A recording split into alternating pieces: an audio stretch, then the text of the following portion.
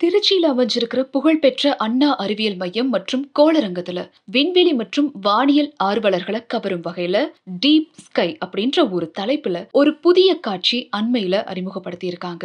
பள்ளி மற்றும் கல்லூரி மாணவர்கள் மற்றும் பொதுமக்களுடைய அறிவியல் அறிவை மேம்படுத்தும் நோக்கத்துல இந்த சிறப்பு ஏற்பாடு செய்யப்பட்டிருக்கிறதா கோளரங்க நிர்வாகம் அதிகாரப்பூர்வமா அறிவிச்சிருக்காங்க.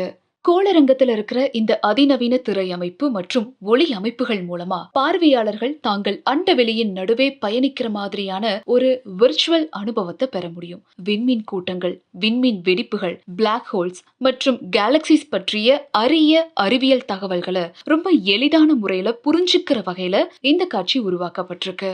அது மட்டும் இல்லாம பொதுமக்கள் அவங்களுடைய வசதிக்கு ஏற்ப வந்து பாக்குற வகையில தினசரி மொத்தம் 6 காட்சிகள் திரையிடப்பட இருக்கு. தமிழ்நாட்டை சேர்ந்த மாணவர்கள் மட்டும் இல்லாம அண்டை மாநில பார்வையாளர்களும் பயன்பெறும் வகையில இந்த காட்சிகள் தமிழ் மற்றும் ஆங்கிலம் அப்படின்னு இரு மொழிகளையும் பிரிக்கப்பட்டு திரையிடப்படுது. கோளரங்கத்தின் அதிகாரப்பூர்வ செய்தி குறிப்பின்படி தினசரி இயக்கப்படுற 6 காட்சிகள்ல 4 காட்சிகள் தமிழ் மொழியிலையும் 2 காட்சிகள் ஆங்கில மொழியிலையும் பார்வையாளர்களுக்காக திரையிடப்படும் அப்படின்னு சொல்லியிருக்காங்க.